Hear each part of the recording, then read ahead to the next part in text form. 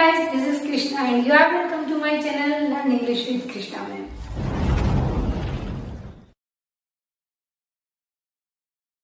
Friends, last video में हमने देखा था types of tenses, indefinite, continuous, then perfect and perfect continuous. Okay, अगर आपने वो वीडियो नहीं देखी है तो डिस्क्रिप्शन में लिंक दी गई है, आप वीडियो जरूर देख लीजिए. Okay, let's start. तो आज हम लोग सीखने वाले हैं इंडेफिनिट टेंस. इंडेफिनिट जैसे कि इसे हम इसे सिंपल टेंस भी कह सकते हैं. ओके, और ये जो है किसी हैबिट को होना बताता है. हैबिट को होना जैसे कि जो हम ऑलमोस्ट रेगुलर वे में वो काम करते हैं. जैसे कि मैं मंदिर जाती हूँ, मैं खाना खाती हूँ, वह क्रिकेट खेलता है, वह पढ़ाई करती है, लाइक दैट. तो जो हम रेगुलर बेसिस पे काम करते हैं that is called indefinite. Okay, तो आज हम लोग क्या करने वाले हैं, इंडेफिनिट टेंस सीखने वाले हैं. और present indefinite, past indefinite and future indefinite, तीनों की जो ये टेंस है, प्रेजेंट, पास्ट एंड फ्यूचर, इन तीनों के इंडेफिनिट अच्छा हम देखेंगे. ओके, अब फर्स्ट ऑफ ऑल ये जो इंडेफिनिट टेंस है इसको भी चार भागों में डिवाइड किया है. इनके चार तरह के टेंसेस सेंटेंसेस बनेंगे: affirmative, negative, interrogative and interrogative negative. Let me explain what is affirmative. Affirmative means होता है सकारात्मक वाक्य जिसमें काम का होना पाया गया है, पॉजिटिविटी है उसमें. जैसा अभी मैंने बोला कि मैं मंदिर जाती हूँ, ओके, या फिर दादी मंदिर जाती है. ओके, तो ये क्या है, सकारात्मक है. मैं मिठाई खाती हूँ, सकारात्मक है, अफर्मेटिव है. अगर इसे मैं बोलूं कि दादी मंदिर नहीं जाती है, जैसे कि अभी कोरोना है तो नहीं जाते हैं, बंद हो गया, तो दादी मंदिर नहीं जाती है, ये हो गया नेगेटिव. तो यहाँ था दादी मंदिर जाती है, यहाँ हो गया दादी मंदिर नहीं जाती है. ओके, ये हो गया negative. Now let's see what is interrogative. Interrogative means प्रश्नवाचक. क्या दादी मंदिर जाती है, बन गया प्रश्न, बन गया. क्या तुम पढ़ाई करते हो, ये हो गया प्रश्न, इंट्रोगेटिव. और इंट्रोगेटिव नेगेटिव जो रहेगा उसमें प्रश्न भी रहेगा और नेगेटिविटी भी रहेगी. जैसे कि क्या दादी मंदिर नहीं जाती है, क्या दादी मंदिर नहीं जाती है, तो क्या भी आ गया, क्वेश्चन भी है और नेगेटिव भी है. That's why we call this interrogative negative. Okay, now I give some examples and I explain this what we have to do. Present indefinite के भी यही चार पार्ट है: affirmative, negative, interrogative, interrogative negative. Then we go for past indefinite, उसमें भी वही चारों रहने वाले हैं: सकारात्मक, नकारात्मक, प्रश्नवाचक, प्रश्नवाचक, नकारात्मक, affirmative, negative and so on. And in future indefinite the same thing will be there. तो first let me explain present indefinite. Friends, present indefinite को हम कैसे पहचानेंगे? जो सेंटेंस होगा उसके लास्ट में आएगा ता है, ती है, ते है. जैसे वह बाजार जाते हैं, हम क्रिकेट खेलते हैं, वह गाना गाती है. ता है, ती है, ते है, उससे हम इजीली पहचान सकते हैं कि ये प्रेजेंट इंडेफिनिट का सेंटेंस है. ओके, जैसे कि मैंने यहाँ कुछ एग्जाम्पल्स दिए हैं. मधु गाना गाती है, ती है, इसकी जगह हम लिख सकते हैं वह गाना गाती है, वह गाना गाता है. अगर वो ही है तो ही, और गर्ल है तो शी. ओके, अभी हम फुटबॉल खेलते हैं, ते हैं, खेलते हैं. ता है, ती है, ते है, ये इसकी पहचान रहेगी. इजीली वी कैन रिकॉग्नाइज, है ना, कि ये इसका प्रेजेंट इंडेफिनिट का सेंटेंस है. ओके, अभी देखो हमने क्या लिखा, मधु गाना गाती है, मधु सिंग्स सॉन्ग. अभी मधु क्या है, मधु हो जाएगा यहाँ पर सब्जेक्ट, क्योंकि गाना गाने का काम कौन कर रहा है, मधु. तो मधु यहाँ पर हो गई सब्जेक्ट. सिंग ये हो गई verb. What is this, it's verb.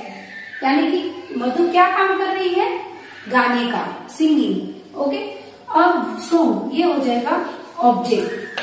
Object यानी कि मधु गा रही है, क्या गा रही है, गाना. ओके, तो ये जो काम करने वाला है वो हो जाएगा सब्जेक्ट, और जो काम किया जा रहा है हो जाएगा वर्ब. और मधु सिंग्स सॉन्ग, मधु गाती है, क्या गाती है, ऑब्जेक्ट. तो इसे हम कहेंगे ऑब्जेक्ट. यानी इन शॉर्ट वी कैन से जो काम करता है वो सब्जेक्ट, जो काम किया जाता है उसके थ्रू क्या काम किया गया वो वर्ब, और उसका इफेक्ट किस पर पड़ रहा है दैट इज ऑब्जेक्ट. ओके, अभी इधर भी यही, वी प्ले फुटबॉल। वी क्या है? सब्जेक्ट,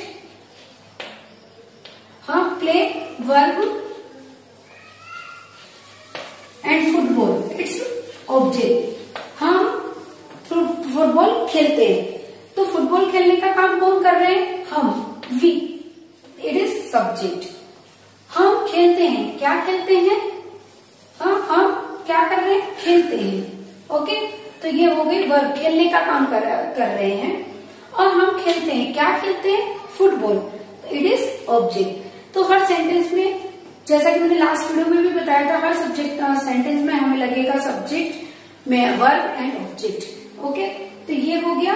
अभी इसमें हमने ये देखा कि ये जो है ये प्रेजेंट इंडेफिनिट के, जैसा कि मैंने 4 पार्ट आपको बताए थे, affirmative, negative, interrogative and interrogative negative. तो ये है अफर्मेटिव, वह मधु गाना गाती है। ओके, अभी आप यहाँ पर देखेंगे कि इसमें एस का यूज हमने किया है। अब ये एस यहाँ कब आएगा? इसका एक रूल है, जब यहाँ पर सब्जेक्ट जो है अगर ये सिंगुलर है तो हमें वर्ब के साथ एस या ईएस का यूज करना है। अभी आप इसका स्ट्रक्चर ऐसे बोल सकते हैं, subject plus verb plus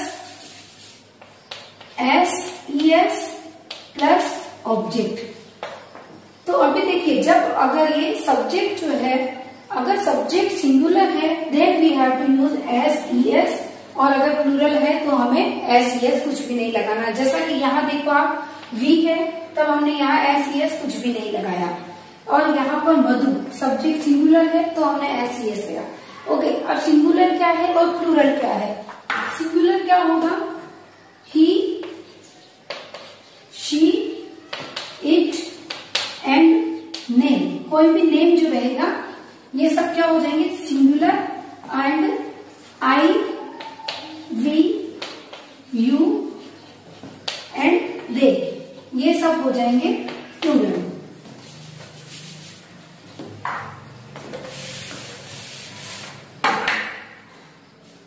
this is singular and these are plural. तो आपको लर्न करना है, he, she, it, name singular, I, we, you, they plural. तो जब इसमें से कुछ रहेगा सब्जेक्ट तो हमें वर्ब के साथ एस ईएस लगाना है।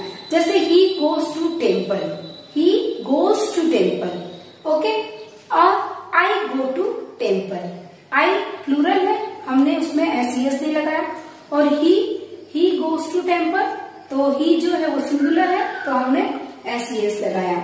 ओके, तो अभी जैसे मैंने बताया कि सब्जेक्ट सिंगुलर है, singular means he, she, it, name. अगर इसमें से कोई है तो हमें यूज करना है एस या ईएस का वर्ब के साथ। लेकिन अभी एस कहाँ लगाएंगे, ईएस कहाँ लगाएंगे, ये बहुत मेन प्रॉब्लम है। तो ईएस कहाँ लगाना है ये आप देख लीजिए। एस जैसे जो मेन वर्ब है उसके एंड में अगर S, S H, C H, X, O या जेड इनमें से कोई है तो हमें ईएस यूज करना है। For example, baby finches me, finches, pinch, तो ईएस लग गया। She pushes me, PUS, SH, तो ईएस लग गया, पुशेज मी।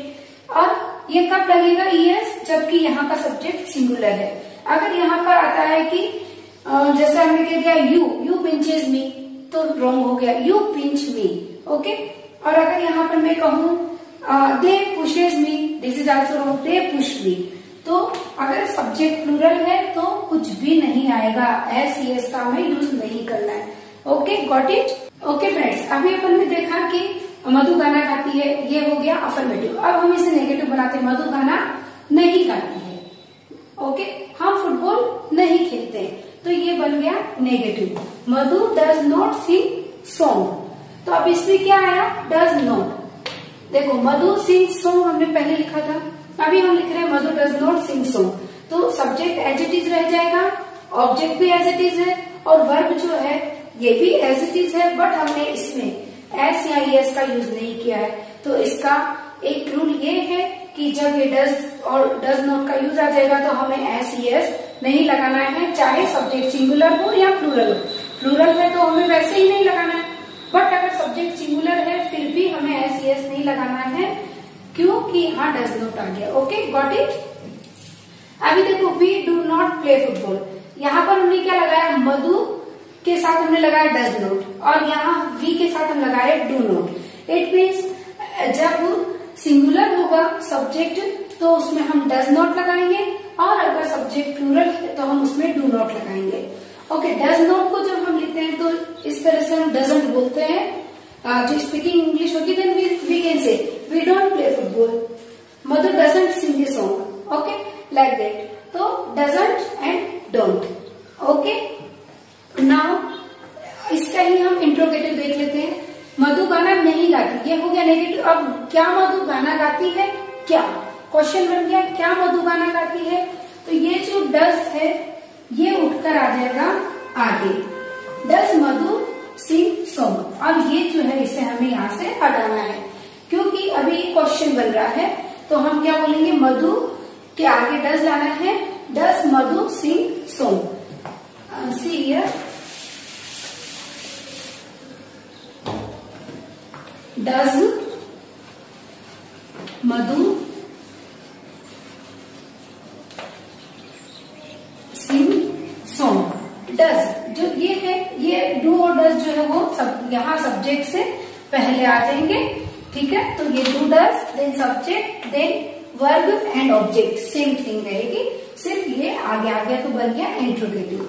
अब हम बात करते हैं इंट्रोगेटिव नेगेटिव, यानी कि प्रश्नवाचक भी है और नेगेटिव भी है। तो उसमें क्या हो जाएगा, ये डज जो यहाँ आया वो तो एज इट इज रहेगा क्योंकि वो क्वेश्चन भी है, डज मधु, और ये नोट भी यहाँ रह जाएगा। क्या मधु गाना नहीं गाती है, क्या, तो डज आगे आ गया, डज मधु, और यहाँ हमें क्या लगाना है, नोट। यहाँ हम सिर्फ नोट लगा देंगे तो बन जाएगा does Madhu not sing song. Okay, हम फुटबॉल नहीं खेलते हैं, नेगेटिव। हम फुटबॉल खेलते हैं, अफर्मेटिव। हम फुटबॉल नहीं खेलते हैं, नेगेटिव। क्या हम फुटबॉल खेलते हैं, क्वेश्चन बन गया। तो यहाँ क्या हो जाएगा, do we play football. Okay, और क्या हम फुटबॉल नहीं खेलते हैं, तो do we not play football. बहुत सिंपल है, बस ये डू और डज जो है इसे हमें सब्जेक्ट से पहले लाना है, तो बन गया इंट्रोगेटिव। और अगर हमें इंट्रोगेटिव नेगेटिव बनाना है तो उसमें हम नोट का यूज करेंगे। ओके, नाउ हम लोग देखते हैं past indefinite. Let's see past indefinite. Friends, जैसे मैंने बताया प्रेजेंट इंडेफिनिट की पहचान क्या थी, ता है, ती है, ते है। हाँ, ओके, अभी ये पास्ट इंडेफिनिट है तो ता, था, ती, थे, ये पास्ट की हैबिट को दिखाता है। मैं मंदिर जाती थी, ठीक है, मधु गाना गाती थी। हमने पहले क्या देखा, मधु गाना गाती है, प्रेजेंट इंडेफिनिट। नाउ मधु गाना गाती थी, यानी पहले गाती थी, अब शायद किसी वजह से गाना बंद कर दिया, तो गाती थी, ये पास्ट हैबिट है। तो हम इसे कैसे बनाएंगे, मधु सेंग सॉन्ग। अभी देखो यहाँ पर क्या हो गया, सेंग, सिंग के बजाय हमने क्या लिख लिया, sang. Okay, subject as it is, verb and object, but ये जो है वर्ब की सेकंड फॉर्म, हमें यहाँ क्या यूज करना है, वर्ब की सेकंड फॉर्म। आपने ये तो सुना होगा, first form, second form, third form, जैसे ईट एट ईटन, गो वेंट गोन, सिंग सेंग संग। ओके, तो हम इसमें सेकंड फॉर्म का यूज करेंगे। तो केवल पास्ट इंडेफिनिट ही एक ऐसा टेंस है जहां हमें सेकंड फॉर्म का यूज करना है, और बाकी कहीं पर भी सेकंड फॉर्म का यूज नहीं होगा। ओके, तो ये क्या बन गया, मधु सेंग सॉन्ग। अब जैसे ही हम इसे नेगेटिव बनाते हैं, मधु गाना गाती थी, मधु गाना नहीं गाती थी। See what is this, Madhu did not sing song. यहाँ पर क्या ऐड हो गया, डिड नॉट। नेगेटिव बनाने के लिए हमने यहाँ क्या यूज किया, डिड नॉट, और ये क्या आ गया वापस से सिंग, यानी कि वर्ब की फर्स्ट फॉर्म आ गई। तो सेकंड फॉर्म सिर्फ और सिर्फ यहाँ जब वो अफर्मेटिव होगा तभी, और जैसे ही नेगेटिव इंट्रोगेटिव हो गया तो हमें यहाँ से सेकंड फॉर्म हटा करके फर्स्ट फॉर्म का ही यूज करना है। तो यहाँ क्या हो गया, Madhu did not sing song. Did not, okay, नहीं गाती थी, और सिंगुलर हो या प्लूरल हो उसमें डिड नॉट ही यूज करना है, सिंपल है। पहले हमने देखा प्रेजेंट जो हमने इंडेफिनिट देखा था उसमें कभी डू लगाना था, कभी डज लगाना था, अभी वो कोई प्रॉब्लम नहीं है, चाहे सिंगुलर हो या प्लूरल हो, हमें डिड नॉट का ही यूज करना है। और इसे शॉर्ट फॉर्म में हम कह सकते हैं didn't. I didn't go there, मैं वहां नहीं जाती थी। मधु डिडंट सिंग सॉन्ग, मधु गाना नहीं गाती थी। ओके, तो क्या हो जाएगा, डिडंट, यहाँ पे हमें डिडंट ये यूज करना है। अब अगर हमें इसे इसमें इंट्रोगेटिव में अगर चेंज करना है तो हमें सिंपली क्या करना है, ये जो डिड है इसे हमें सब्जेक्ट से पहले लाना है। ओके, और ये नोट जो है वो यहाँ से हट जाएगा। Did will be here, did Madhu Singh song, simple, did Madhu Singh song. और अगर अब हमें इसे इंट्रोगेटिव नेगेटिव में चेंज करना है तो क्या करना है, डिड एज इट इज रह जाएगा, डिड मधु, और ये यहां से हटा करके क्या करना है, did Madhu note, did Madhu note sing song. ये डिड आगे आ जाएगा और नोट यहाँ जैसा भी था कि मधु डिड नॉट सिंग सॉन्ग, तो ये डिड आगे आ जाएगा और बाकी एज इट इज रह जाएगा। तो ये बन गया affirmative negative. Okay friends, now we will see future indefinite. इसकी क्या पहचान है, गागेगी, यानी कि सेंटेंस के एंड में गागेगी, जैसे कि वह खाना खाएगी, हम बाजार जाएंगे, ओके, बच्चे क्रिकेट खेलेंगे। तो ये हमारी पहचान है, तब हम कहेंगे कि ये सेंटेंस जो है वो फ्यूचर इंडेफिनिट का है। Okay, let's see the example. Madhu गाना गाएगी, ओके, अब गाएगी फ्यूचर में, यानी कि कोई पार्टी है तो उसमें उसका प्लान होगा वहां गाना गाने का। मधु गाना गाएगी, मधु विल सिंग सॉन्ग। देखो सब्जेक्ट एज इट इज है, सिंग वर्ब एंड सॉन्ग ऑब्जेक्ट, सब कुछ एज इट इज है। अब क्या चेंज हो गया इसमें, हेल्पिंग वर्ब विल, सिर्फ हेल्पिंग वर्ब चेंज हो गई यहाँ पर विल। और ये विल जो है सिंगुलर हो या प्लूरल हो, विल वेरी सिंपल, विल ही यूज करना है। हाँ, पहले will and shall both use होते थे, बट आजकल शेल जो है एज ए मॉडल ही यूज होता है। तो हमें सब्जेक्ट चाहे जो भी हो, सिंगुलर और प्लूरल, हमें विल ही यूज करना है। That is very simple. Madhu will sing song, अगर इसकी जगह मैं आई लिखूं, I will sing a song, she will sing song, he will sing song, okay, तो सब्जेक्ट कुछ भी हो, कोई टेंशन वाली बात नहीं है। ओके, मधु, अभी इसका हम नेगेटिव कैसे बनाएंगे, Madhu will not sing song, simple, Madhu गाना नहीं गाएगी, मधु गाना गाएगी, मधु गाना नहीं गाएगी, Madhu will not sing song. और अगर हमें इसे क्वेश्चन मार्क में बनाना है, इंट्रोगेटिव बनाना है, विल मधु सिंग सॉन्ग, वही सब्जेक्ट से पहले हमें यहाँ पर हेल्पिंग वर्ब को लाना है। ओके, तो जब हेल्पिंग वर्ब आगे आ जाएगी तो बन जाएगा ये interrogative, will Madhu sing song. Okay, अब अगर हमें पूछना है क्या मधु गाना नहीं गाएगी, तो क्या बन गया interrogative negative, will Madhu not, यहाँ क्या लग जाएगा not, will Madhu not sing song. Okay, तो आज हमने क्या देखा, present indefinite, past indefinite and future indefinite, सबकी पहचान जो थी वो मैंने आपको बताई, उसका स्ट्रक्चर बताया। ओके, और अभी यहाँ पर हमने देखा कि किसमें कौन सी हेल्पिंग वर्ब लगेगी। सो फ्रेंड्स, आज हमने इंडेफिनिट टेंसेस देखे हैं। ओके, और इससे रिलेटेड कुछ सेंटेंसेस नीचे डिस्क्रिप्शन में दिए हैं, आप उन्हें इंग्लिश में ट्रांसलेट करके कमेंट बॉक्स में जरूर लिखिए। ओके, आज के लिए इतना ही। सो फ्रेंड्स, अगर आपको ये वीडियो पसंद आई तो इसे लाइक जरूर करिए, और अगर अभी तक आपने चैनल को सब्सक्राइब नहीं किया है तो कर लीजिए, और बेल आइकन को प्रेस करना ना भूलें, सो दैट अपकमिंग वीडियोस की नोटिफिकेशंस आपको मिलती रहे। जल्दी मिलेंगे एक न्यू वीडियो के साथ। Till then keep smiling, keep learning, bye bye.